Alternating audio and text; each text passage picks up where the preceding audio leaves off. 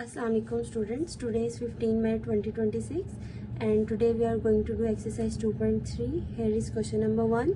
Form an quadratic equation whose roots are given below. सबसे पहले हम क्वेश्चन को अंडरस्टैंड करेंगे. क्वेश्चन में हमें पूछा जा रहा है कि ये आपको दो रूट्स दे दिए गए हैं -4 और 9. इन रूट्स को यूज़ करते हुए आपने क्वाड्रेटिक इक्वेशन बनानी है जिस क्वाड्रेटिक इक्वेशन के ये रूट्स हैं. हमने प्रीवियस एक्सरसाइजेज में पढ़ा था 2.1 में, हमें उधर क्वाड्रेटिक इक्वेशन गिवन थी और उस क्वाड्रेटिक इक्वेशन को सॉल्व करके हमने रूट्स निकाले थे. लेकिन इस एक्सरसाइज में हमें रूट्स दिए गए हैं और इन रूट्स को यूज़ करते हुए हमने क्वाड्रेटिक इक्वेशन बनानी है. ठीक है, सबसे पहले हमारे पास एक फॉर्मूला है, या आप कह सकते हैं कि एक जर्नल फॉर्म है क्वाड्रेटिक इक्वेशन की, x² - sx + p. इस इक्वेशन में अगर हम s और p की जगह इनकी वैल्यूज पुट कर देंगे तो हमारे पास रिक्वायर्ड क्वाड्रेटिक इक्वेशन बन जाएगी. ठीक है, यहाँ पर s क्या है हमारे पास, s stands for sum of roots and p stands for product of roots. Sum means कि जो हमारे पास रूट्स दिए गए हैं -4 और 9, इन दोनों को ऐड किया जाएगा. और प्रोडक्ट मीन्स ये जो दो रूट्स दिए -4 और 9, इनको हम क्या कर देंगे, मल्टीप्लाई. ठीक है, देखते हैं, हमने इसका सोल्यूशन स्टार्ट करते हैं. As roots of required equations are -4 और 9. हमें सबसे पहले क्या चाहिए, सम ऑफ रूट्स चाहिए, तो हम इन रूट्स को ऐड कर देंगे. s stands for sum of roots, इन दोनों रूट्स को हमने ऐड कर दिया, हमारे पास क्या आ गया 5. इसी तरह हमने प्रोडक्ट ऑफ रूट्स निकालना है. इन दोनों रूट्स को हमने यहाँ पर मल्टीप्लाई किया, -4 और 9 को, हमारे पास क्या आ गया इसका प्रोडक्ट -36.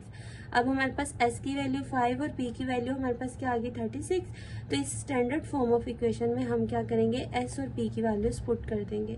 जब हमने x की वैल्यू पुट की तो हमारे पास आ गया x² - 5x. p की जगह हमने उसकी वैल्यू पुट की which is -36. x² as it is, -5x as it is, plus -36 as it is आ गया.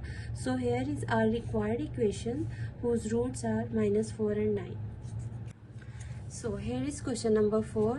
If alpha and beta are the roots of equation this, then find the equation whose roots are 1 by alpha and 1 by beta. सबसे पहले हमें इस question को understand करना बहुत important है. वो क्या कह रहा है कि अगर ये दो रूट्स हैं अल्फा बीटा इस इक्वेशन के, तो इस इक्वेशन और इन रूट्स को यूज़ करते हुए आप एक अनदर क्वाड्रेटिक इक्वेशन बनाएं जिसके रूट्स क्या होंगे 1 by alpha and 1 by beta. ठीक है, हमारे पास ये इक्वेशन है, इसके रूट्स ये दे दिए हैं, वो अल्फा एंड बीटा. इन चीज़ों को हमें यूज़ करना है और हमें एक अनदर इक्वेशन बनानी है जिसके रूट्स क्या होंगे 1 by alpha and 1 by beta. सबसे पहले हमारे पास एक यहाँ बहुत इंपॉर्टेंट चीज़ है कि हम सम ऑफ रूट्स और प्रोडक्ट ऑफ रूट्स निकालने के लिए एक फार्मूला याद करते हैं. इस फार्मूला को आपने माइंड में रखना है. क्या है, alpha plus beta means alpha beta जो रूट्स दिए गए हैं उनका हमने सम लिया जाए तो वो किसके इक्वल होता है, -b/a. और इन्हीं रूट्स का जब हम प्रोडक्ट लेते हैं तो वो किसके इक्वल होता है, c/a. ठीक है, या आपने दो फार्मूलाज हैं, इनको माइंड में रखना है कि सम ऑफ रूट्स का फार्मूला क्या है -b/a और प्रोडक्ट ऑफ रूट्स का फार्मूला क्या है, c/a. यहाँ पर हमारे पास b a c क्या है वो हम देख लेते हैं. ये हमें इक्वेशन दी गई थी x² + 2x + 4. ये हमारे पास इक्वेशन है. हमें याद रखना पड़ेगा कि x² का कोफिशिएंट जो कि 1 है वो हमारे पास क्या होता है a. इसी तरह x का कोफिशिएंट विच इज़ 2 वो हमारे पास क्या है b. और इस इक्वेशन में जो कांस्टेंट होगा वो हमारे पास क्या होगा c. ठीक है, क्लियर है. मैं अगेन एक बार रिपीट कर रही हूँ. हमारे पास x² का जो कोफिशिएंट है वो हमारे पास 1 है विच इज़ a. x का कोफिशिएंट हमारे पास क्या है 2 विच इज़ b.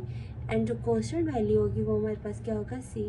अब यहाँ पर हम अल्फा प्लस बीटा जो कि -b/a के इक्वल है, यहाँ पर हम b और a की वैल्यूज पुट कर देते हैं. b की वैल्यू हमारे पास क्या थी 2, यहाँ पर 2 पुट किया. a की वैल्यू क्या थी 1. तो इनको हमने जब सॉल्व किया तो हमारे पास अल्फा प्लस बीटा की वैल्यू क्या आ गई -2. इसी तरह प्रोडक्ट अल्फा बीटा इन किसके इक्वल है हमारे पास c/a के. c और a की हमने वैल्यूज पुट कर दी. c की वैल्यू मेरे पास क्या थी 4 और a की वैल्यू मेरे पास क्या थी 1. ये हमने पुट कर दी, सॉल्व किया तो हमारे पास अल्फा बीटा की वैल्यू क्या आ गई 4. ठीक है, ये हमारे पास दो चीज़ें होगी. अब हमने जो एक अनदर इक्वेशन बनानी है जिसके roots 1 by alpha 1 by beta है, इन रूट्स को यूज़ करते हुए हम सम ऑफ रूट्स निकालेंगे. सम ऑफ रूट्स मीन्स कि इन दोनों रूट्स को हमने क्या कर दिया है, ऐड. जब हमने 1 by alpha plus 1 by beta को ऐड किया, इन दोनों फ्रैक्शंस को सॉल्व किया तो हमारे पास क्या आ गया, beta plus alpha over alpha beta. इसको हमने अरेंज करके लिख लिया तो ये मेरे पास क्या आ जाएगा, alpha plus beta over alpha beta.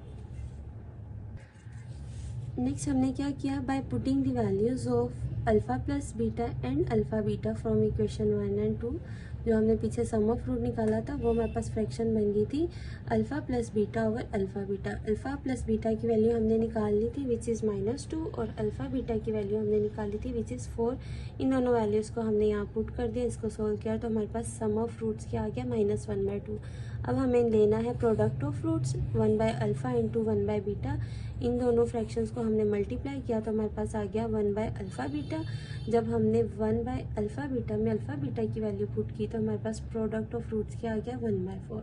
अब हम जानते हैं कि क्वाड्रेटिक इक्वेशन की स्टैंडर्ड फॉर्म क्या होती है, x² minus sx plus p। यहाँ पर हम s और p की वैल्यूज पुट कर देंगे, x² minus sx plus p, x² as it is minus as it is, s की वैल्यू हमारे पास क्या आ गई थी, -1/2, वो हमने यहाँ पे पुट कर दी, x as it is, plus p की वैल्यू पुट करेंगे जो कि हमारे पास क्या आई थी 1/4, वो पुट करते हैं। ये हमारे पास क्या बन गया, x² माइनस माइनस हमारे पास क्या होता है plus 1/2x plus 1/4 equals to 0। इन तीनों वैल्यूज़ को जब हमने फ्रैक्शंस की सूरत में सोल्व किया तो हमारे पास क्या बन गया, 4x² प्लस 2x प्लस 1/4। 4 यहाँ डिवाइड हो रहा है, इधर जाके जब मल्टीप्लाई होगा तो हमारे पास ये वाली टर्म क्या बन जाएगी, 0।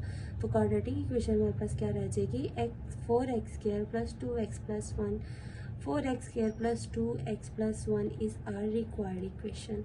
सो हमारे पास आज एक्सरसाइज 2.3 में हमने क्वेश्चन नंबर 1 और क्वेश्चन नंबर 4 किया है। क्वेश्चन नंबर 1 और 4 के अपने रिमेनिंग पार्ट्स को प्रैक्टिस करने हैं ताकि हमारे जो कंसेप्ट्स हैं मोर स्ट्रॉन्ग हो सके और हमें इन पे ग्रिप आ सके। Thank you.